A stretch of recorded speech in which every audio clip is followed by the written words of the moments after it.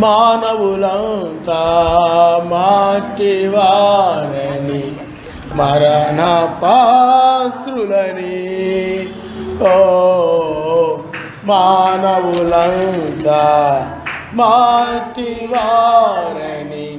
మరణ పాత్రులని రక్త మాంసములను ధరించి రక్షకుడై పుడితివి యావేని ప్రేమ మనుజుల ఎడల మేలు నిన్నో సమకూర్చెను యాషువను మా రక్షణకై మనుజుని గావించెను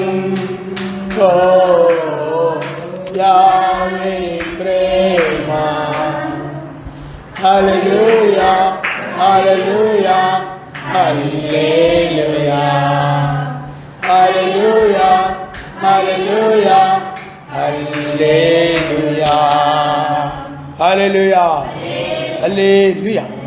పిల్లారా, మనము కీర్తన గ్రంథము 40వ అధ్యాయము 13వ వచనం మనం చదువుకుందాం. యావే దయచేసి నన్ను రక్షింపము, యావే నా సహాయమునకు త్వరగా రమ్ము, నా ప్రాణము తీయుటకై ఎత్తించువారు సిగ్గుపడి బొత్తిగా భ్రమసీందురుగాక. నాకు కీడు చేయగోరు వారు వెనుకకు మళ్లింపబడి సిగ్గునందుదురుగాక.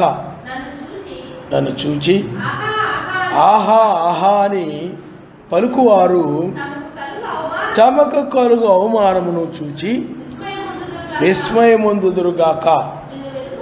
నిన్ను వెతుకువారందరూ నిన్ను గూర్చి ఉత్సహించి సంతోషించుదురుగాక.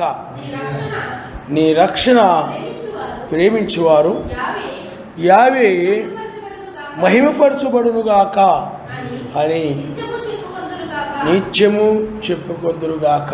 హల్లెలూయా. పిల్లారా, చూడండి, సిగ్గుపడుట అనే వర్తమానము మనం నేర్చుకుందాం. సిగ్గుపడుట, పిల్లారా, సర్వశక్తిమంతుడు మనల్ని సిగ్గుపరిచేవాడు కాడు.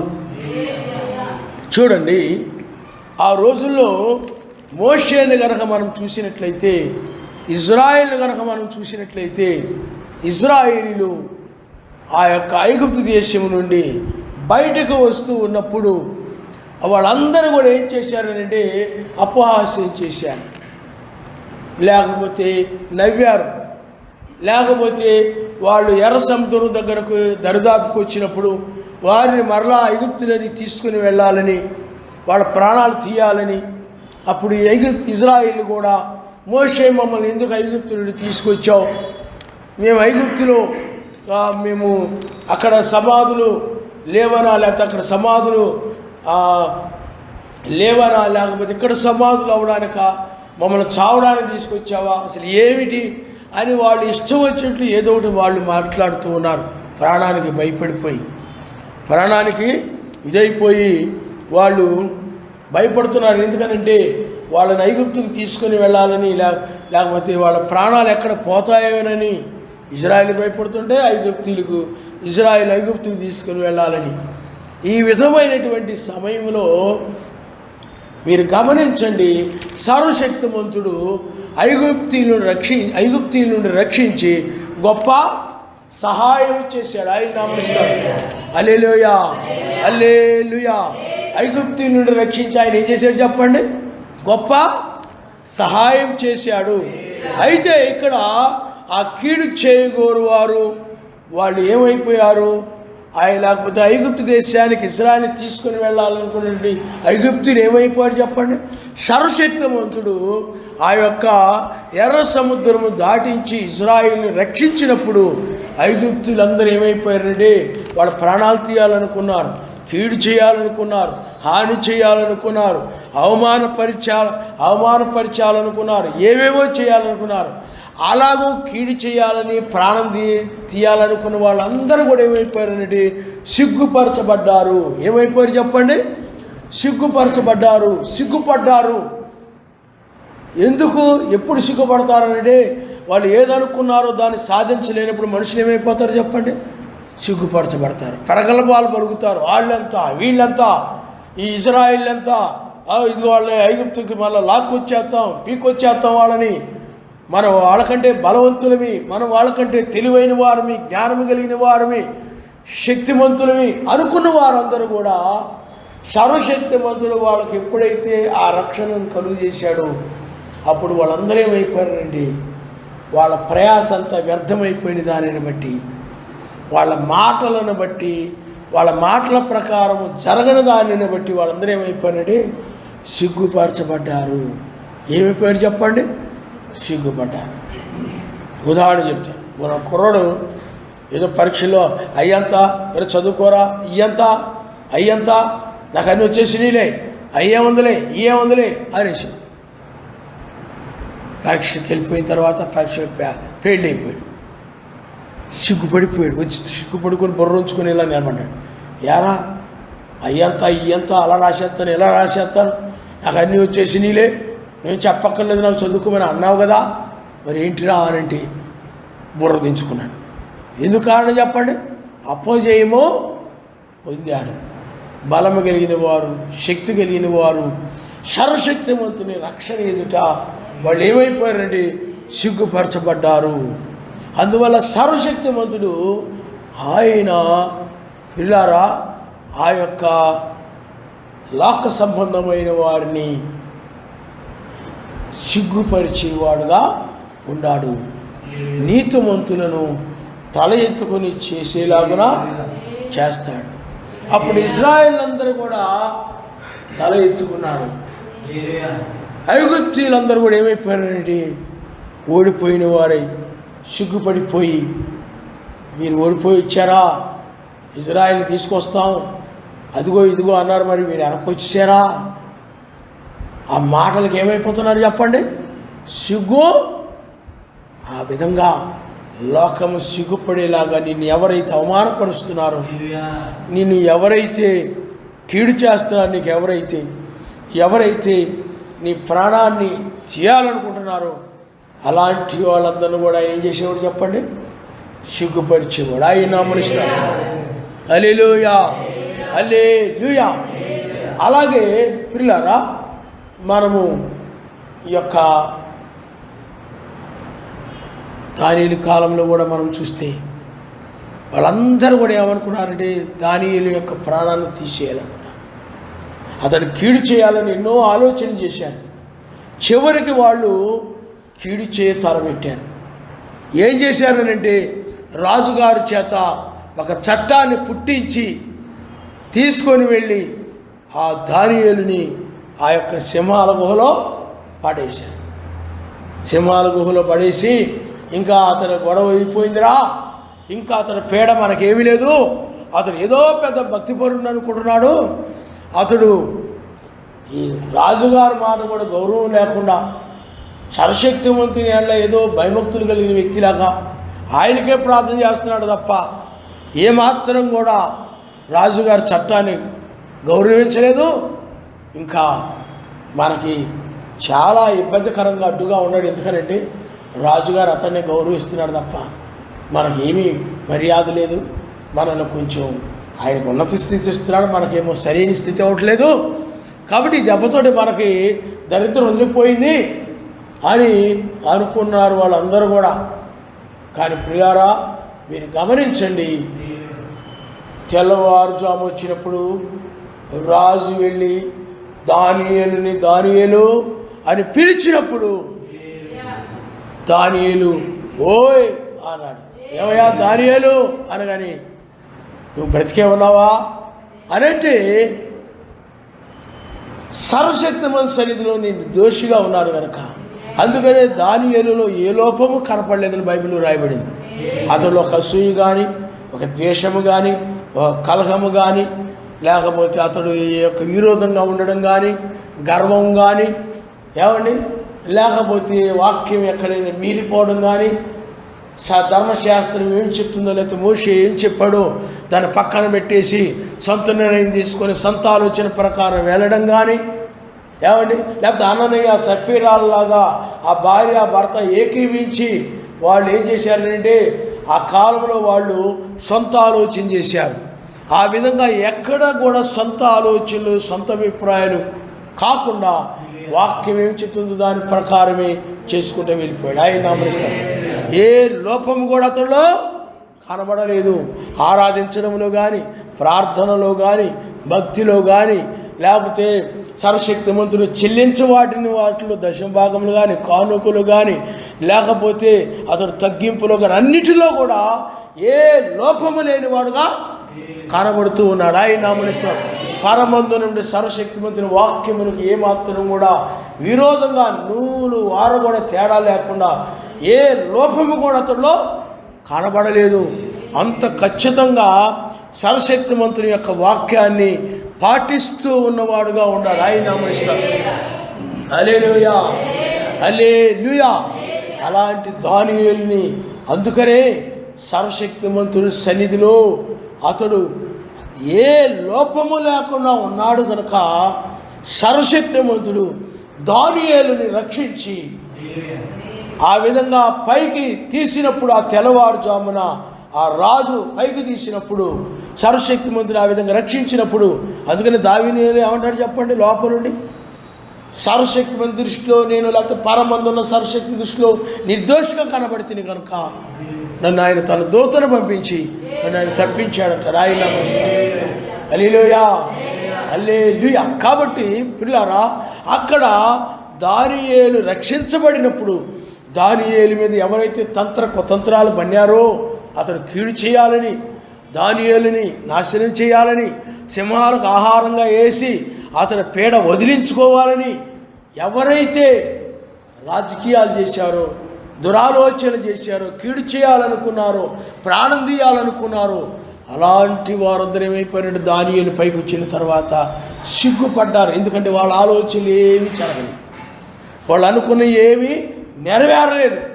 నెరవేరకపోయినందువల్ల వాళ్ళు ఏమైపోయారు చెప్పండి, సిగ్గుపరచబడ్డారు.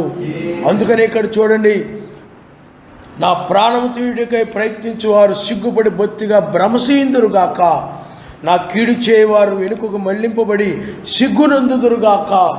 చూడండి, ఆ విధంగా సిగ్గుపరచబడ్డారు వాళ్ళందరూ కూడా. అలాగే బైబిల్లో మన మెస్సైని కనుక మనం చూసినట్లయితే మెస్సైని వాళ్ళు ఏమనుకున్నారంటే, పిల్లారా ఈయన బయల్జెబూలు, ఆయన ఒక అబద్ధ బోధకుడు, పాపి, ఇతడు పాపి అయినటువంటి ఇతడు మాకు బోధించడం ఏంటి, ఇతడు బోధ మేము వినడం ఏమిటి అని తమ్ముడు తాము హెచ్చించుకుని ఆ పరిచయులు, ఆ సద్వికయులు ఆయన ఏం చేశారు చెప్పండి, అవమానపరిచారు, ఎగతాళి చేశారు, ఉళ్ళ కిరీటం పెట్టారు, భుజం మీద శిలువ పెట్టారు. ఓ నవ్వుతూ గుద్దుతూ ఆ రోమా సైన్యము అపహాస్యం చేస్తూ ఆయన్ని కోల్కతా కొండ వైపు నడిపించుకుంటూ వెళ్ళిపోయారు. వాళ్ళు తీసుకొని వెళ్ళి శిలువ వేసి ఇంకా వాళ్ళు ప్రక్కలో బళ్ళెంతో పొడిచారు, ప్రక్కలో బళ్ళెముతో రక్తమే చిందే, ప్రక్కలో బళ్ళెముతో గ్రక్కునా పొడిచేరా, రక్తమే చిందేను శాంతమే మిగిలేను, రక్తమే చిందేను శాంతమే మిగిలేను.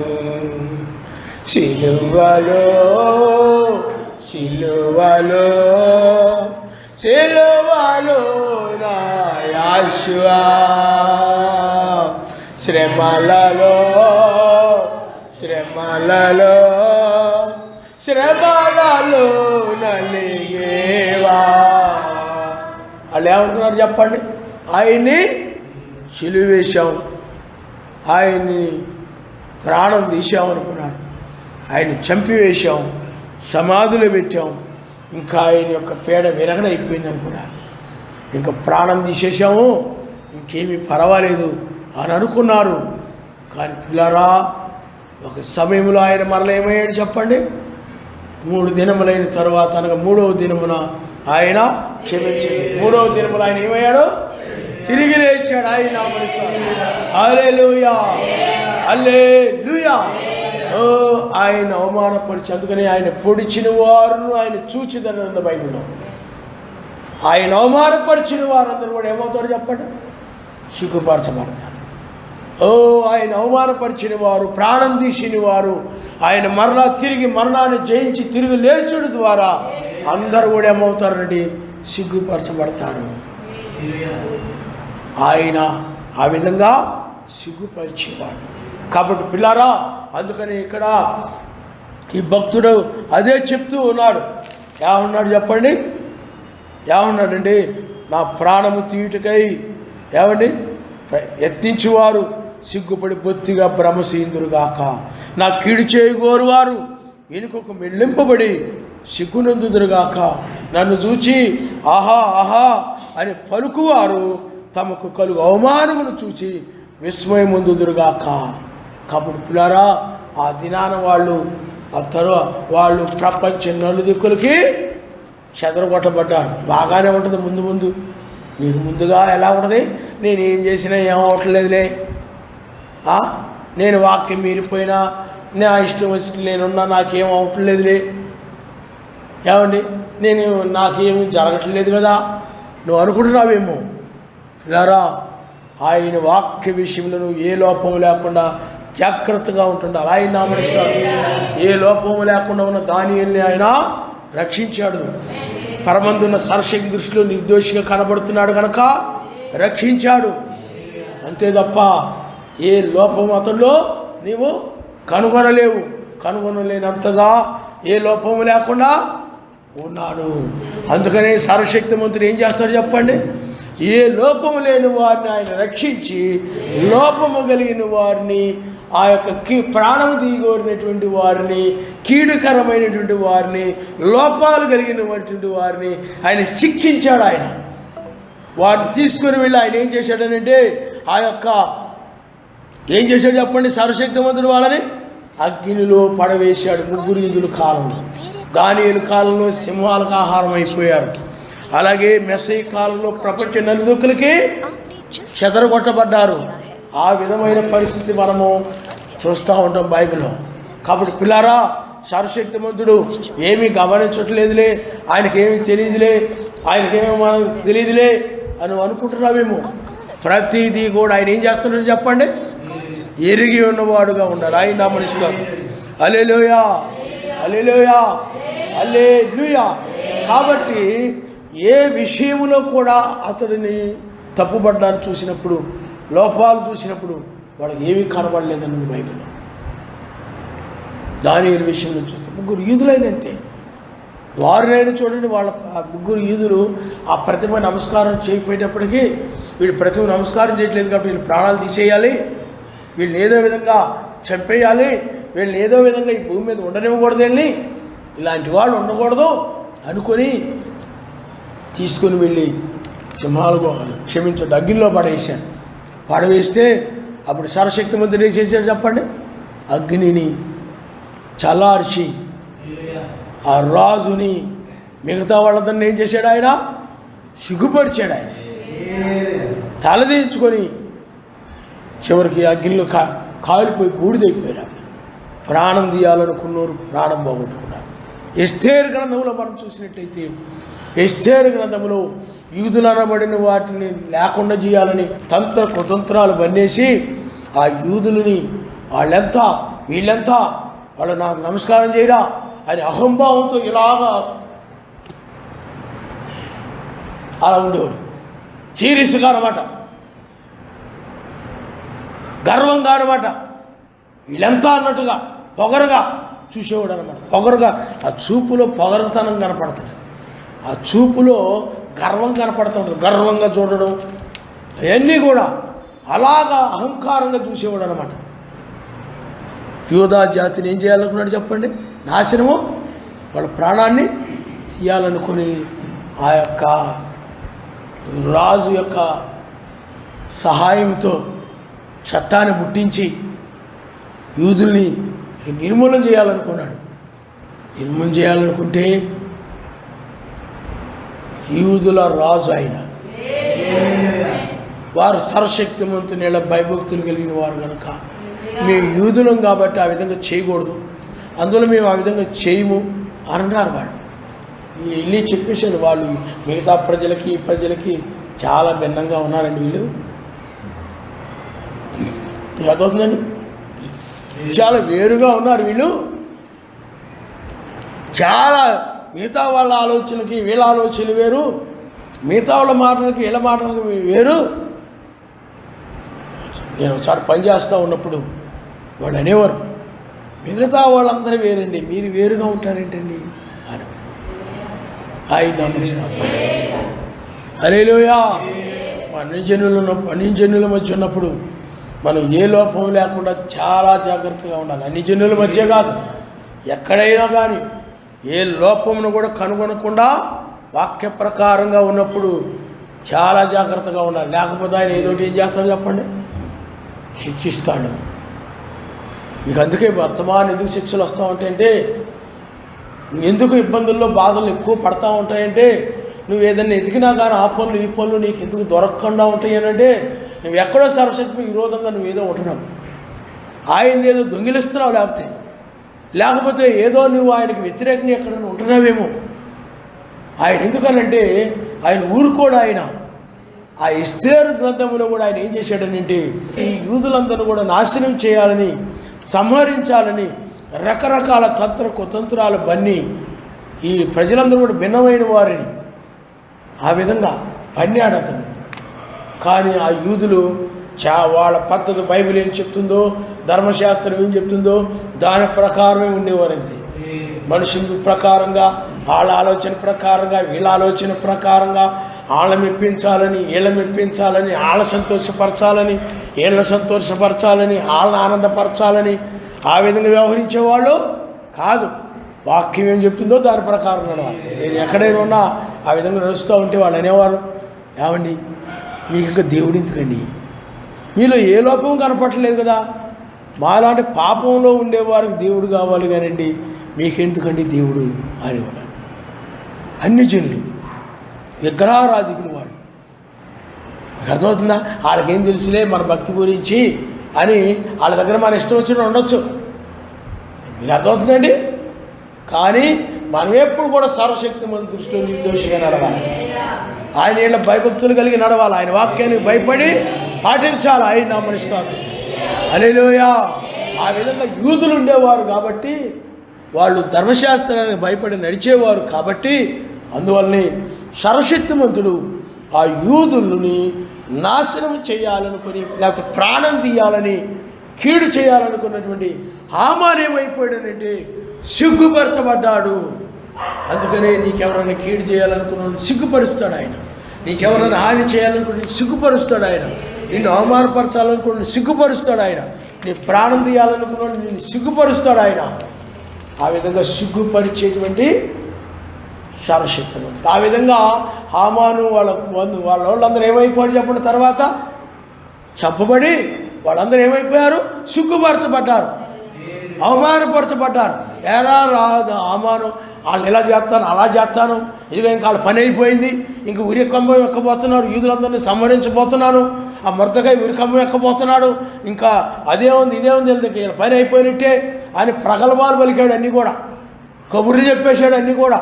కానీ చివరికి ఏమైపోయింది చెప్పండి, సిగ్గుపరచబడ్డాడు, అవమానపరచబడ్డాడు.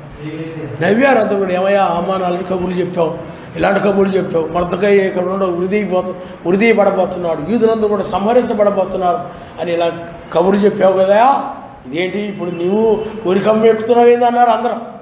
సిగ్గుపరచబడ్డాడు అతను. కాబట్టి పిల్లరా ఈ రోజున కూడా మనల్ని రక్షించడానికి మన రక్షకుడు, మన సహాయకుడు ఈ చివరి కాలంలో ఎందుకనే మొదటి వర్షం అదే తొలకరి వర్షం, కడవరి వర్షం అదే కడవరి రక్షణ. తొలకరి అంటే మొదటి రక్షణ, కడవరి వర్షం అంటే కడవరి రక్షణ. కాబట్టి తొలకరి వర్షము, కడవరి వర్షము ఈ లవ్ దేశం కాలంలో, కురుస్తున్న కాలంలో మనం నామాయిస్తాం. హల్లెలూయా. అందుకనే మనం ఆయన నామములో మనం బాప్తిజం పొందాం. మనం అలాగే కడవరి రక్షణ కూడా మనం ఇప్పుడు పొందుతూ ఉన్నాం. అయితే మీరు ఒక విషయాన్ని మీరు గమనించాలి. ఇప్పుడు నువ్వు ఈ నామాన్ని ధరించుకున్నావు, ఆయన్ని పట్టుకున్నావు, ఆయన ఒక్కడిని అంగీకరించావు, ఆయన వాక్య ప్రకారం నడుస్తూ ఉన్నప్పుడు నువ్వు ఆయన నమ్ముకున్నావని, ఆయన వాక్య ప్రకారం నడుస్తున్నావని, వాళ్ళ కార్యాలలో, వాళ్ళ పాపాలలో, వాళ్ళ యొక్క దొంగతనములలో, వాళ్ళ అన్యాయాల్లో, వాళ్ళ విచారాల్లో, వాళ్ళ త్రాగుల్లో, వాళ్ళ యొక్క చెడ్డవాటిలో నువ్వు పాలు పొందలేదని, వాళ్ళ విగ్రహారాధనలో, ఇట్లా వాళ్ళ మత్స్యానికి సంబంధించిన బోధల్లో నువ్వు పాలు పొందలేదని వాళ్ళు అనేక రీతులుగా నేను శ్రమ పెట్టవచ్చు, ఇబ్బందులు పెట్టవచ్చు. లోకంలో వాళ్ళు, మత్స్యాక సంఘం వాళ్ళు కానీ, నీ బంధువులు కానీ, ఎవరైనా కానీ అవమానపరచవచ్చు నిన్ను. ఏమండి, నిన్ను రకరకాలుగా మనుషులు ఎదుట అవమానకరంగా మాట్లాడవచ్చు, నిన్ను ఏదో విధంగా అవమానపరచవచ్చు, ఎగతాళి చేయొచ్చు. కానీ ఒక దినాన నీవు నీ మరణకరమైన శరీరాన్ని విడిచి మహిమ శరీరంతో పైకి ఎత్తబడినప్పుడు, పైకి కొనిపోబడినప్పుడు, పిల్లారా, విడవబడిన వారందరూ కూడా ఏమవుతారంటే, మాదే నీతి, మాదే కరెక్టు, మీది కరెక్ట్ కాదు, నామంలో ఏంటి త్రిత్వంలోనే కరెక్టు, రెండవ రాకడ అనేది ఎవరు తెలీదు, పొందులారంభంలో జరిగిపోయింది, ఇలా మేమే ఎత్తబడేది, మేమే నిజమైన సంఘం, మేమే వధువు సంఘం, మేమే వెళ్ళిపోయేవాళ్ళవి, మేమే కొనిపోబడేవాళ్ళవి అనుకుంటారే, వాళ్ళందరూ ఏమైపోతారు చెప్పండి? సిగ్గుపరచబడతారు. విడవబడి ఏమైపోతారు? సిగ్గుపరచబడతారు. నిజమైన ఎవరైతే పిల్లారా కీడు చేయాలనుకున్నారో, ఎవరైతే అవమానపరిచారో నీతిమంతుల్ని, ఆయన వధువుని, వాళ్ళందరూ విడవబడి మేమే పరిశుద్ధులమి, మేమే నీకంటే నీతిమంతులమి అనుకున్న అన్నోళ్ళందరూ కూడా మాదే కరెక్ట్ బోధ, మాదే కరెక్ట్ మార్గము అని తప్పుడు మార్గాల్లో ఉండి అవి ఎగతాళి చేసినటువంటి మతశాఖ సంఘాల వాళ్ళందరూ కూడా, లేకపోతే బ్రహ్మంగారి సంఘాల్లో ఉన్న వాళ్ళందరూ కూడా రెండవ రాకడ ఎవరు తెలియదయా అని నవ్వుతుండొచ్చు. ఆ దినము జాము గడి ఎవరు తెలియదని అపహాస్యం చేసేవాళ్ళు ఉంటారు. ఏమండి, ఆ దినము జాము గడి ఎవరు తెలియదని అపహాస్యం చేసేవాళ్ళు ఉంటారు. ఆయన గురించి చెప్తుంటే ఎగతాళి చేస్తారు. ఎందుకంటే చెప్పేవాళ్ళకి తెలుస్తుంది, చెప్పని వాళ్ళకి వీళ్ళు ఎటు నమ్మర్లేరా అనుకొని నోరు మూసుకొని ఉండేవాళ్ళకి అలాంటివి తెలియదు. వాళ్ళు వినినా వినకపోయినా మాట్లాడుతూ ఉంటారు చూడండి, చెప్తూ ఉంటారు చూడండి. అలాంటి వాళ్ళకి అవమానాలు ఏంటేంటో, కీడేంటేంటేదో అవి తెలుస్తాయి. కానీ ఏమి మాట్లాడిన వాళ్ళకి ఏముండవు, నోరు మూసుకొని అలా పని చేసుకుపోతున్నారు అనుకోండి. ఏమి మాట్లాడకుండా ఆయన రక్షణ గురించి, కాలాన్ని గురించి, రెండవ రాక గురించి ఏమి మాట్లాడకుండా ఉన్నారనుకోండి, వాళ్ళకి ఎలాంటి ఇబ్బందులు రావు, అవమానాలు రావు, ఎవరు కీడు చేయరు, ఏమీ చేయరు. ఎందుకంటే వాళ్ళు నోరు మూసుకుని వెళ్ళిపోతుంటారు కాబట్టి. కానీ పిల్లారా, ఆయన గురించి మాట్లాడుతుంటాం కాబట్టి, ఆ రెండవ రాకల గురించి మాట్లాడుతుంటాం కాబట్టి అపహాస్యము చేస్తారు. కొంతమంది మధ్యాకాశానికి వస్తాడు, కొంతమంది ఏమో ఈదుల దగ్గరకు వస్తాడు. అలాగ రకరకాలుగా వాళ్ళకి తెలిసిన లేఖనాలను బట్టి ఏదేదో మాట్లాడి నిజమైన మార్గంలో ఉన్నామన్నట్టుగా, మేము కరెక్ట్ మార్గంలో ఉన్నామన్నట్టుగా, మాకు అంతా తెలుసు అన్నట్టుగా ఈ సంఘాలని అభిప్రాయపడి నిన్ను అవమానపరుస్తూ ఎగతాళి చేస్తూ ఉండవచ్చు. కానీ ఎత్తబడిన తర్వాత వెళ్ళిపోతాం అనుకున్న వాళ్ళన్ని సంఘాలు కూడా, రోమన్ క్యాథలిక్ సంఘం కానీ, బాప్టిస్ట్ సంఘం కానీ, బైబిల్ మిషన్ సంఘం కానీ, ఏమండి స్కూల్ గుంపులు కానీ, రకరకాల గుంపులన్నీ ఉన్నాయి. బ్రహ్మంగారి సంఘాల్లో రకరకాలు, క్రీస్తు బ్రహ్మామిడ్స్ అని, 1960లో రెండవ రాకడ జరిగిందని, ఎత్తబాటు జరిగిపోయిందని, రకరకాలుగా ఎత్తబాటు జరిగిపోయిందని, లేకపోతే మేము పెండి విందులో ఉన్నామని, కొంతమంది 1000 ఏళ్ల పాలనలో ఉన్నామని, రకరకాలుగా బోధించుకుంటున్న వాళ్ళందరూ కూడా రేపు ఏమవుతారంటే విడవబడతారు.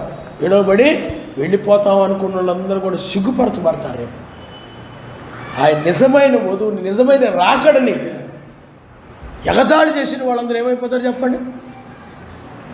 నిజమైన రాకడలో ఉన్నవారిని, ఏమండి, నిజమైన రాకడలో ఉన్నవారిని అపహాస్యం చేసిన వారు, అంటే మనల్ని అపహాస్యం చేసిన వారు, మనల్ని చూసి నవ్విన వారు, మన కీడు చేసిన వారు, మనల్ని త్రోసివేసిన వారు, మేమే పరిశుద్ధులు అనుకొని ఆనాడు పరిచయుడు వలె ఆ పరిచయుడు ఎలాగైతే సుంకను తృణీకరించాడు, అలాగే ఈ లోకంలో సంఘాలని కూడా తమకు తాము నీతిమంతులు అనుకొని నిజమైన వారిని ఏం చేస్తున్నాడు చెప్పండి? తృణీకరిస్తారు. ఆ రోజుల్లో మెస్సైని కూడా తృణీకరించలేదు, వాళ్ళు తృణీకరించారు. మేము అబ్రహాము సంతానము, మేము పరిశుద్ధులవి, నీ స్థాయి ఏంటి మాకు బోధించడానికి, నువ్వు పాపివి, నువ్వు ఎక్కడి నుండి వచ్చావు నువ్వు చూసుకో, ఏ కొంపల్లో నుండి వచ్చావు చూసుకో, పశువుల దొడ్లో నుండి వచ్చావు నువ్వు మాకు చెప్పేది. ఆ అహంకారం కలిగిన వాళ్ళందరూ ఏమైపోయారు? సిగ్గుపరచబడ్డారు. రేపు కూడా ఈ సంఘాలన్నీ కూడా విడవబడి శ్రమల్లో పడిపోయి సిగ్గుపరచబడతాయి. కానీ నిజమైన వధువు మాత్రం మధ్యాకాశానికి ఈ తెల్లవారుజామున, ఎందుకంటే లేఖనములు నెరవేర్చబడుతున్నాయి. హల్లెలూయా, హల్లెలూయా. 143 జరిగిపోయిందని పనికి వాళ్ళు చెప్తుంటారే, వాళ్ళందరూ ఈ లేఖనాలు ఎప్పుడు నెరవేర్తే చెప్పమనండి, చెప్పలేరు వాళ్ళు. వాళ్ళ లేఖనాలు నెరవేర్చబడకుండా రెండో రాకళ్ళు ఎలా ఉన్నారు వాళ్ళు? లేఖనాలు ఇక్కడ నెరవేర్చబడుతున్నాయి. హల్లెలూయా. కాబట్టి వీళ్ళందరూ ఏమైపోతారంటే, అందుకే బ్రహ్నాం గారు అంటారు 3 రకాలైన వాళ్ళు ఉంటారని చెప్పిన ప్రపంచంలో. ఒకరేంటనంటే అవిశ్వాసి, అతడు పట్టించుకోడు అసలు. అవిశ్వాసి ఏం చేస్తున్నాడంటే, ఇదిగో రెండవ రాకడ, ఆయన రక్షణ ఈ తెల్లవారుజాము చాలేపో, ఏదో సంఘానికి వెళ్ళినా పర్లేదు, మీదే కరెక్ట్ ఏంటి అని అవిశ్వాసి పట్టించుకోడు. అతడు అవిశ్వాసి. వేషధారి ఏం చేస్తుంటాడంటే, వాక్యం వింటూ ఉంటాడు కానీ అతడు వాక్యం అనుసరించకుండా ఉంటుంటాడు, వాక్యాన్ని మర్చిపోతూ ఉంటుంటాడు.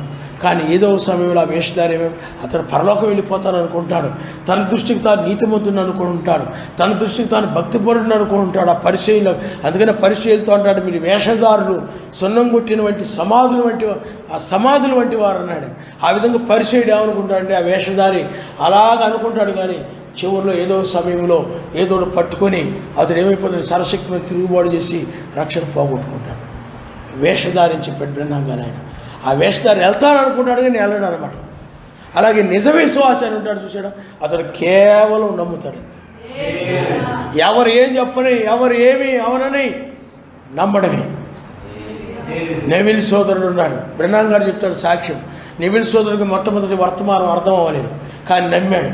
చివరికి రాను తర్వాత సరశక్తి మందులు అతనికి అర్థమయ్యేలాగా చేశాడు. ఆయన నమ్మనిస్తాడు. హల్లెలూయా. కానీ నెవిల్ సోదరుడు మొట్టమొదటి ఏం చేశాడు చెప్పండి? కేవలము నమ్మాడు అంతే. అర్థం కాకపోయినా ఆమెను చెప్పేవాడంట, హల్లెలూయా అని చెప్పేవాడంట, నమ్మేవాడంట. ఆయన అర్థం కాలేదేంటా, ఇదేంటా, కరెక్టేనా, నిజమేనా, ఇలా అంటున్నారు కొంతమంది. నీకు అర్థమైందా? పెద్ద జ్ఞానం అన్నట్టుగా. అలా లేదు. నెవిల్ సోదరుడు ఆమెన్ హల్లెలూయా అనేవాడు. ఆయన నమ్మనిస్తాడు. హల్లెలూయా.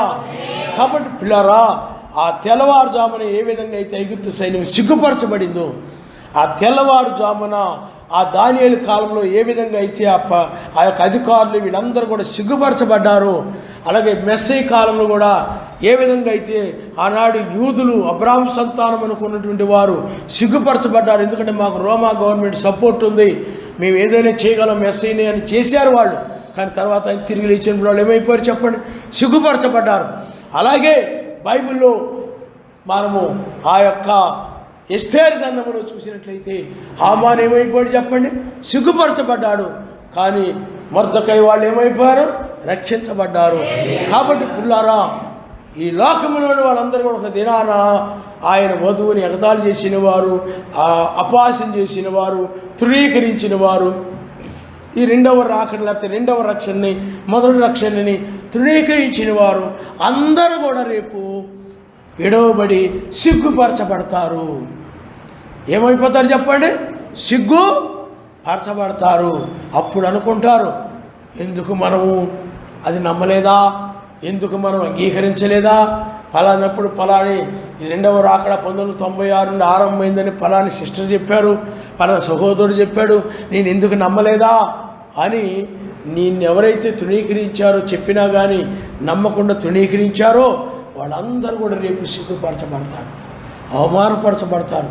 ఆ పరిసయుడు అలాగే భూమి మీద ఉన్నప్పుడు తను అనుకున్నాడు నాకేం పర్వాలేదు, దేవుడు నాకు తోడుగా ఉన్నాడు కాబట్టి నేను ధనవంతునయ్యాను, ఇంత నేనంత ఐశ్వర్యవంతుడైపోయాను, నేను ఇంత విలువైన వస్త్రాలు ధరించుకోగలుగుతున్నాను, ఇంత ఖరీదైనటువంటి ఆ యొక్క విలాసవంతమైన జీవితాన్ని నేను జీవిస్తూ ఉన్నాను, ఎవరి దగ్గర లేనంత డబ్బు నా దగ్గర ఉంది. ఎందుకంటే డబ్బున్న దాన్ని బట్టి ధనవంతుడనే పేరు ఉంటుంది. కాబట్టి డబ్బు ఉంది కాబట్టి అది ధనవంతుడు.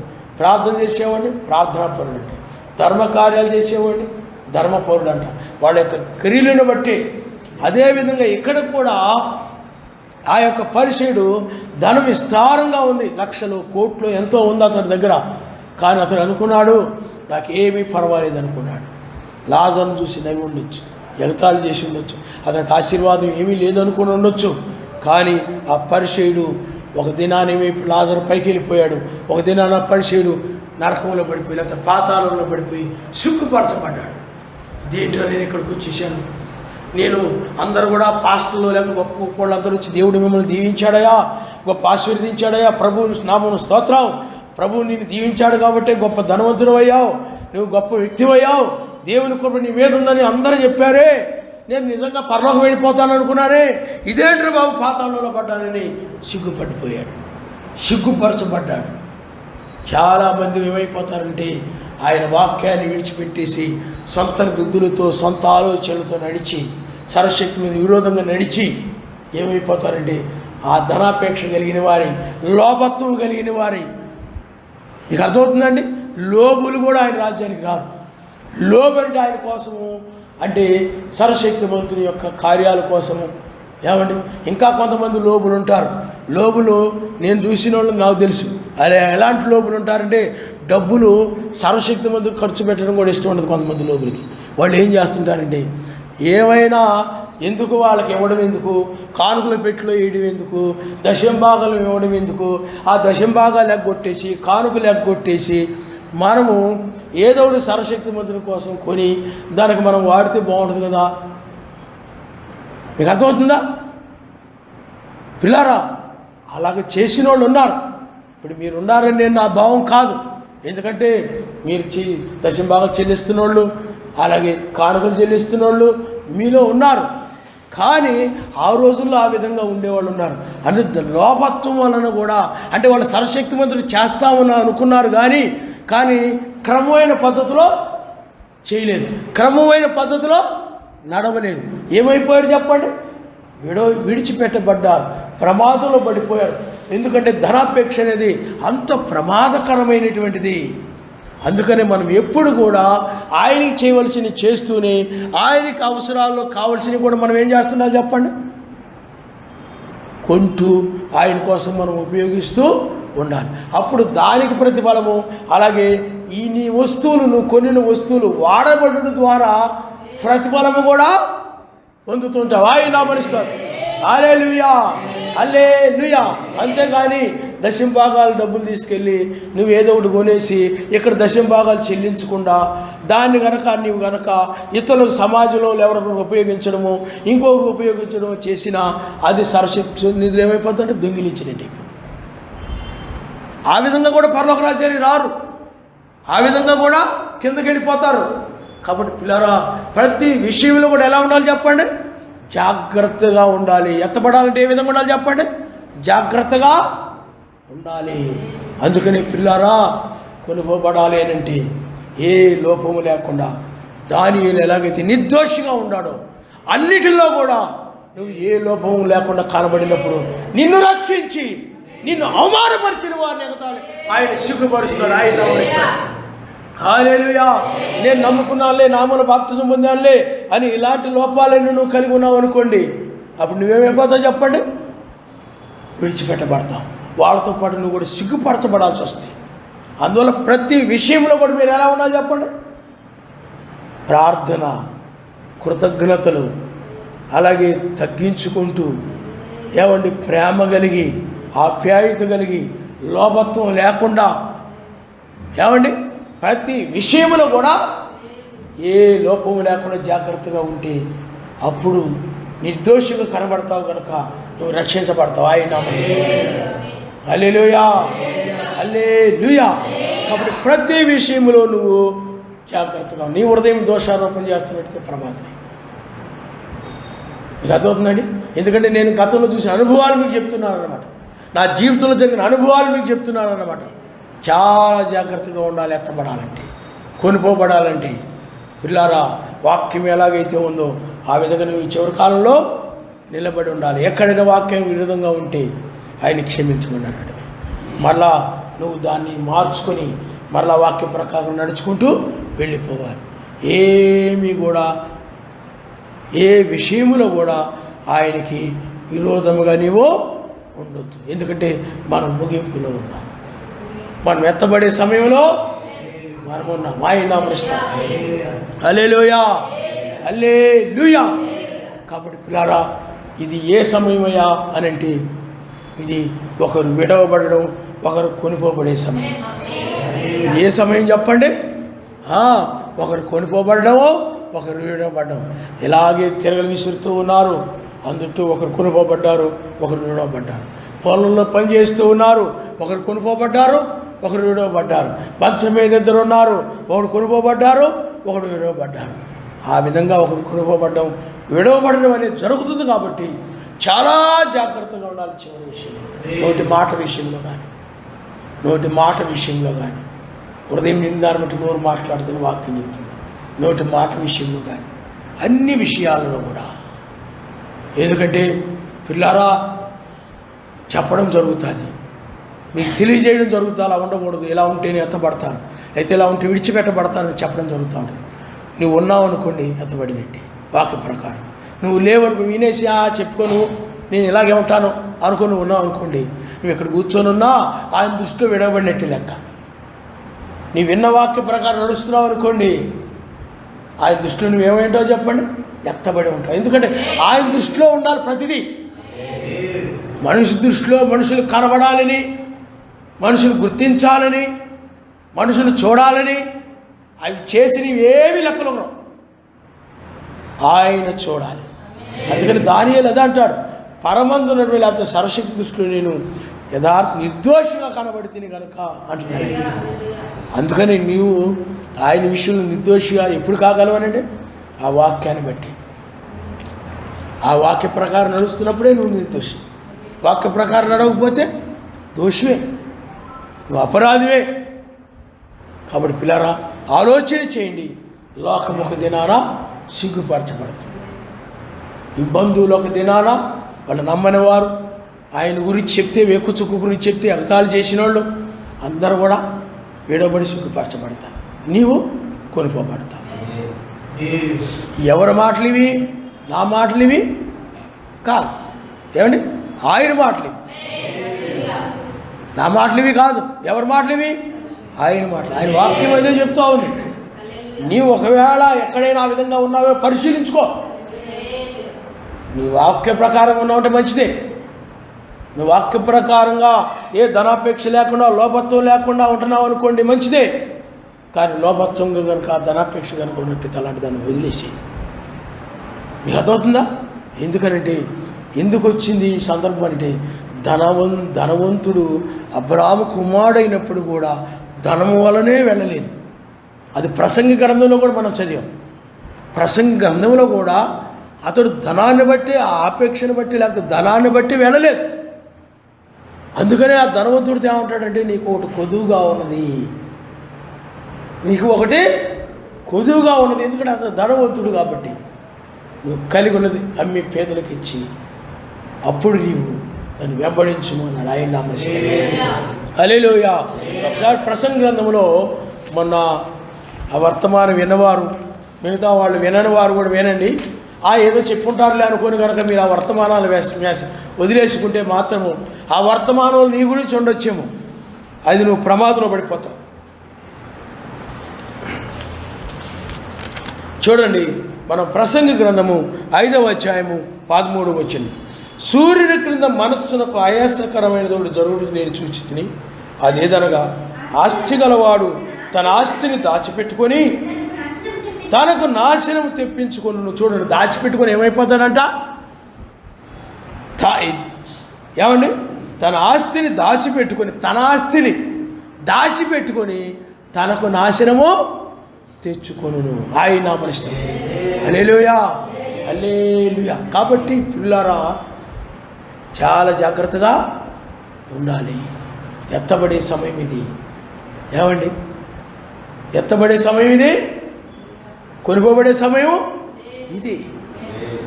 కాబట్టి విడవబడ్డారంటే నీవు కలిగి ఉన్న ఏవి కూడా నిన్ను రక్షించలేవు. కక్కుర్తిపడి, ఏమండి, కక్కుర్తిపడి నువ్వు కనుక ఏమాత్రం కూడా వాక్యాన్ని పక్కన పెట్టేసినా, వాక్యాన్ని మీరిపోయినా శుభ్రంగా సాతానుడు ఎక్కడ ఉంటాడో అక్కడ ఉంటాడు.